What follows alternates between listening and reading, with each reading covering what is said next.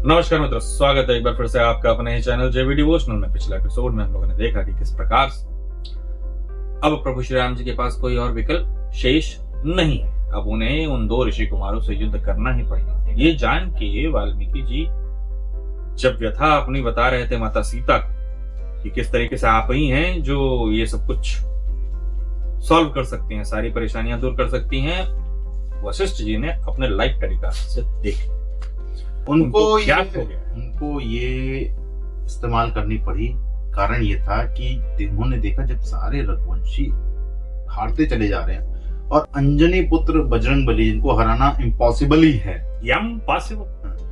वो भी परास्त हो गए। तो उन्होंने ये देखा कि हाँ, यानी कि शक्तिशाली योद्धा है। क्यों है? कारण क्या है? साधारण मनुष्य तो नहीं। तो उसके पीछे चिंता का कारण था, तो उन्होंने ज्ञात कर लिया। उसके बाद एक तरह से उनको ये लगा कि अब पिता और पुत्रों में युद्ध होने वाला। बात तो अच्छी है, मिलना वाला, लेकिन युद्ध होने के साथ मिलना उचित, अच्छा बात है। तो देखते हैं कि इस बात की बात क्या होती है। शुरू करते हैं एपिसोड 288 पार्ट। पिता सुन, अपने ही पुत्रों से युद्ध करने जा रहा है।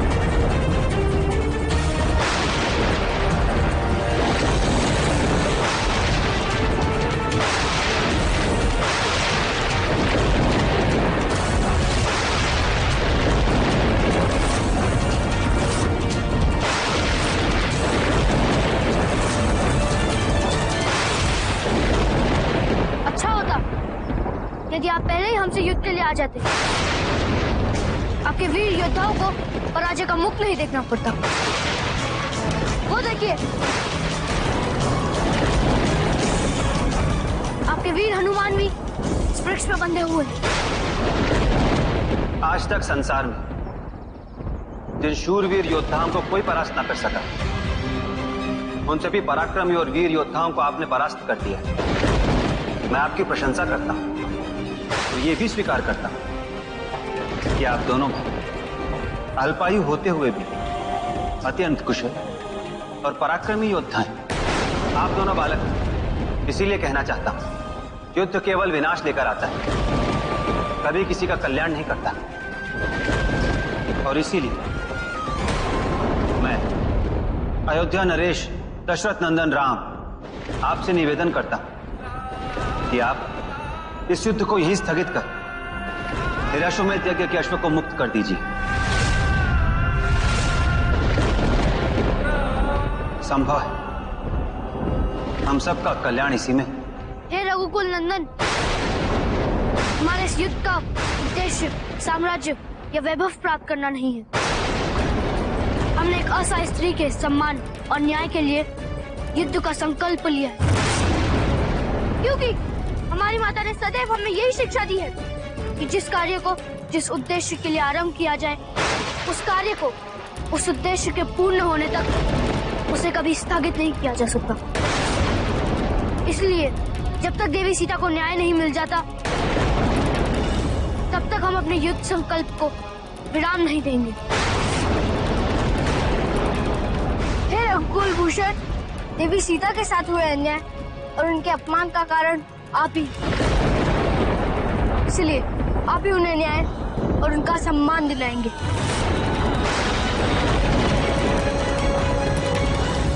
आप मुझसे क्या चाहते हैं? हे अयोध्या नरेश, यदि मनुष्य को अपनी भूल का आभास हो जाए तो समय रहते उसे अपनी भूल को सुधार लेना चाहिए। आपने जो देवी सीता के साथ अन्याय किया वो सर्वविदित है।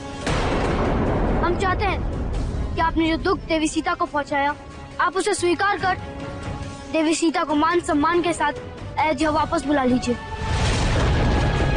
यदि आप ऐसा करने का संकल्प लेते हैं तो निश्चय ही देवी सीता के साथ न्याय होगा।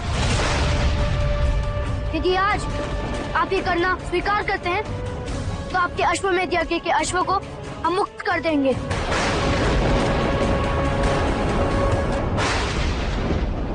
देवी सीता के लिए लिया गया निर्णय राम का राजसी निर्णय था, व्यक्तिगत नहीं।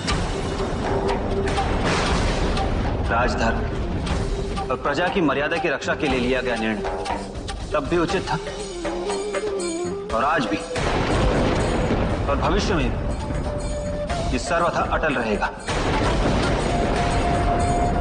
रघुकुल में निर्णय एक ही बार लिया जाता है और वचन भी एक ही बार दिया जाता है और उसके पश्चात वो सदैव के लिए अटल हो जाता है।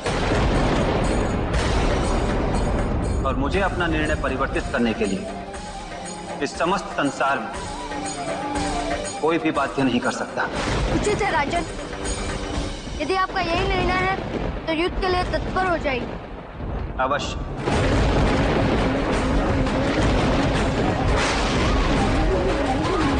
समय ने कैसा चक्र चलाया, सुत ने पितु पे शस्त्र उठाया।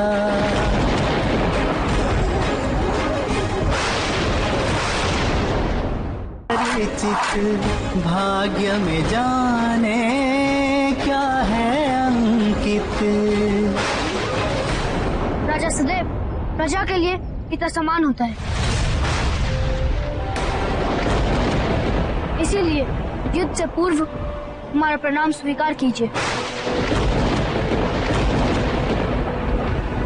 धन्य है वो जननी जिसने तुम जैसे बालकों को जन्म दिया। विडंबना है युद्ध में आई, विधना ने ऐसी नियति बनाई।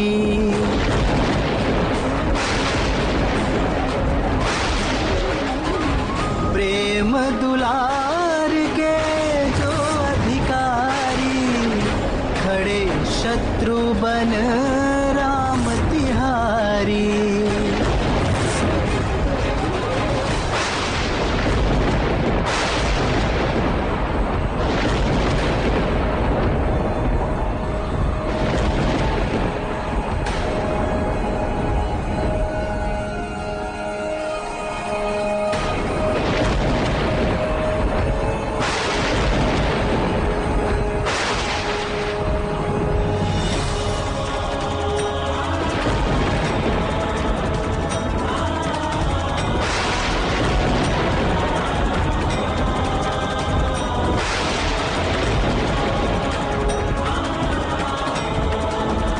राजन, क्या हो गया?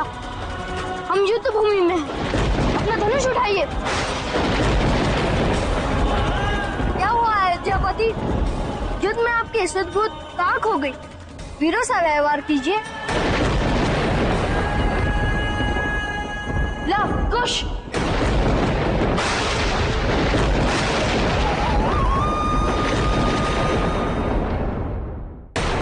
माता, आप यहाँ पर? माता, वो देखिए, राजा राम ने अपना धनुष छोड़कर अपनी पराजय स्वीकार कर ली है। यदि आज उन्होंने देवी सीता के साथ न्याय नहीं किया तो हम इन्हें भी बंदी बना लेंगे। शांत हो जाओ। बिना एक भी शब्द बोले तुम अश्व को इसी क्षण मुक्त करोगे।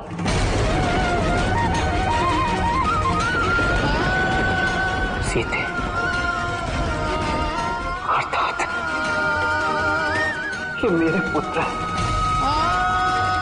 और इसी क्षण तुम दोनों मेरे साथ वापस चलोगे। नहीं माता, हमें क्षमा कर दीजिए, किंतु अब हम बिना युद्ध को समाप्त किए आश्रम नहीं लौटेंगे।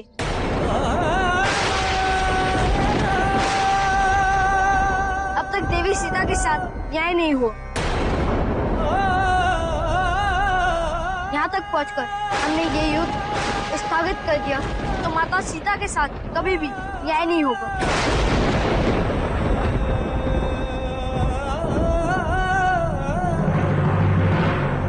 और हम अपने धर्म युद्ध में पराजित हो जाएंगे। नहीं चाहिए देवी सीता को कोई न्याय, नहीं चाहिए उन्हें कोई सम्मान। और यदि अब तुम दोनों ने एक शब्द भी कहा तो उचित नहीं होगा।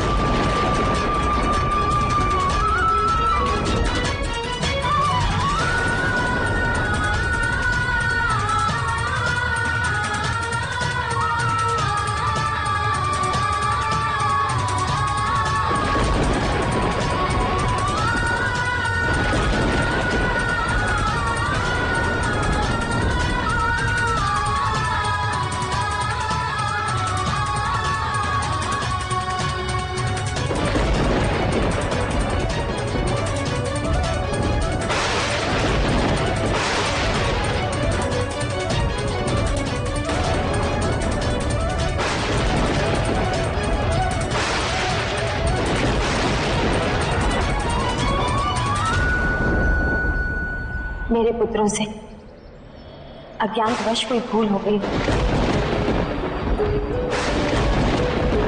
उन्होंने आपके मान सम्मान और रघुकुल के गौरव में आप शब्द कहे हो। मैंने अबोध बालक समझकर इन्हें इसके लिए क्षमा कर दीजिएगा।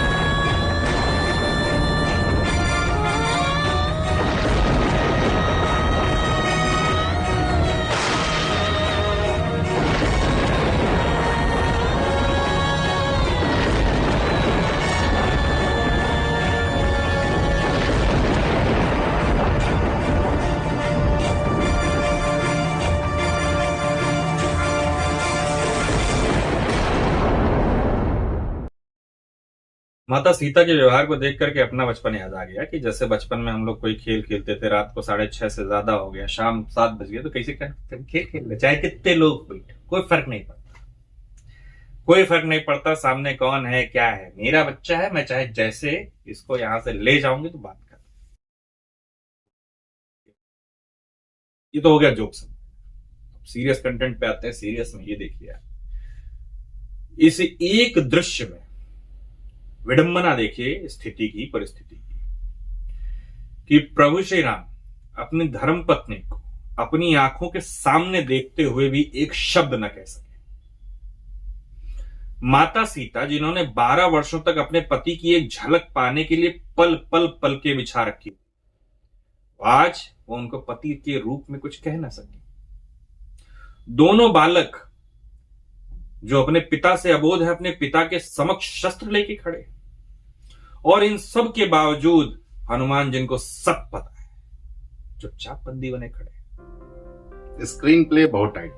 मतलब आप ये समझिए कि व्यवस्था, परिस्थितिक व्यवस्था, ये जो परिस्थिति पैदा हुई है इस वक्त, ये अमूमन सामान्य परिस्थितियां नहीं होती हैं।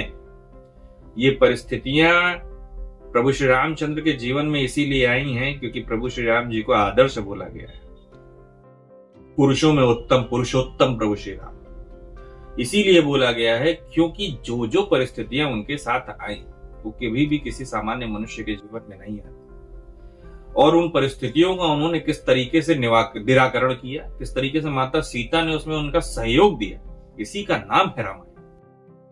अभी फिलहाल जिस प्रकार से धारावाहिक में दिखाया गया, स्क्रीन बहुत अच्छी थी। जिस प्रकार से उन्होंने नेचर का प्रयोग किया कि हाँ प्रकृति भी देख रही है कि हाँ पिता और पुत्र में युद्ध हो रहा है, मानसून आ गया, वो बेहतरीन था। और जब जब एक्सप्रेशन आ रहे थे प्रभु श्री राम जी के चेहरे पे, तब तक वो लाइट पड़ रही थी इलेक्ट्रिसिटी। अच्छा, उसके बाद वो अच्छी लग रही थी। हम लोगों ने देखा कि किस तरीके से दोनों ने एक दूसरे के ऊपर तीर का अनुसंधान कर लिया, लेकिन पीछे एकदम ब्लर इमेज दिखाई, ब्लर इमेज। उनको ऐसा लगा कि हाँ है, क्या जैसे वो क्लियर हो वही, क्या उनके दिमाग में ये चल, क्या ये वही, क्या ये वही। और शॉकिंग मोमेंट था ही, आप किसी से आपका रिलेशन बिल्कुल खत्म हो गया और ऐसी सिचुएशन में खत्म हुआ कि आप उसका चेहरा नहीं देख सकते। प्रभु श्री राम जी और माता सीता एक दूसरे से अपार प्रेम करो, वो दो अलग अलग शरीरों में एक ही प्राण निवास कर रहे हैं, और अपने आधे शरीर को उधर देख करके इनके प्राण इस शरीर से उस शरीर में जाने के लिए बेताब हो रहे हैं।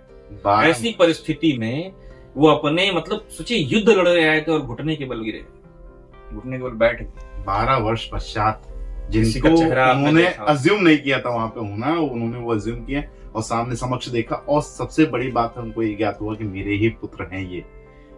इतनी चीजें एक साथ ज्ञात होना इनकी सिचुएशन में सेकंड भर में। प्रभु श्री राम जी इमोशनल हैं, ये तो सबको पता है कि उनके अंदर इमोशंस बहुत, लेकिन emotion बोले के क्या? साथ, लेकिन बोले तो बोले क्या, करें तो करे क्या? क्योंकि उनके उसके पीछे भी रीजंस हैं। त्यागत मैंने बोला ना कि ना वो निर्णय तब गलत था, ना वो अब। भविष्य में भी रहेगा। एक कहानी सुनाता हूं आपको।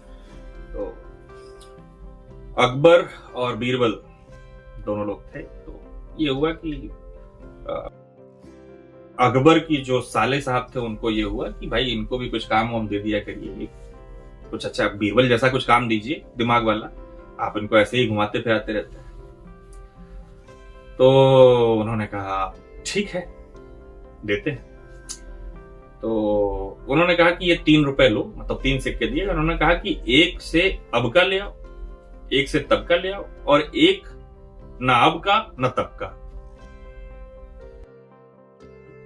वो गए बेचारे मार्केट में पूरा घूमे, लेकिन ऐसा कुछ उनको मिला नहीं। फिर उनके सामने आया कि भैया देखिए आपके कहने पे मैंने आपके भाई को भेजा था, लेकिन काम तो हुआ नहीं। अच्छा इतना टिपिकल काम देंगे तो कैसे होगा? करो को बीरबल को भेज के दिखाता हूं। बीरबल को जब बीरबल को भेजा गया तो बीरबल को भी वो 3 सिक्के दिया गया कि भैया इससे एक अब का, एक तब का, एक ना अब का ना तब का लेके आना है। ठीक है, क्या इनको भी ले जाओ साथ में, सीख लेंगे कुछ। हाँ हाँ चलो। तो बीरबल ने क्या किया, एक गर्मी का मौसम था तो उन्होंने एक बेहतरीन आम देखा, तो उन्होंने एक सिक्का दे करके कुछ आम खा लिया वहां से ताजा। फिर उन्होंने देखा कि एक बहुत ही वृद्ध व्यक्ति है जिससे चला नहीं जा रहा है और जो भुखमरी की कंडीशन पे आ चुका है, भुखमरी की कगार पे, तो उसको अन्न की बहुत आवश्यकता लगी। तो उन्होंने 1 रुपए जो एक सिक्का था उसका राशन खरीद करके उस भिखारी को दे दिया। फिर वो जा रहे थे तो उन्होंने देखा कि एक जगह नृत्य चल रहा है, रोमांच में नृत्य चल रहा है, मतलब जिस तरीके से स्टेज पे शो चलता है वैसे ही कुछ स्त्रियां नृत्य कर रही हैं। तो उन्होंने वो 1 रुपए वहां खर्च कर दिया।